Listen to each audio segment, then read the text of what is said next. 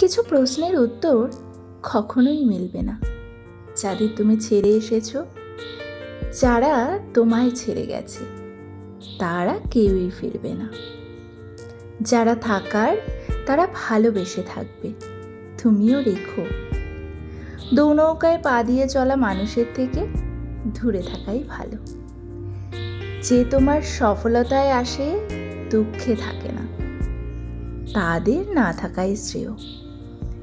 সবার জন্য অপেক্ষা করে লাভ নেই, কিছু কথা গোপন রাখাই ভালো।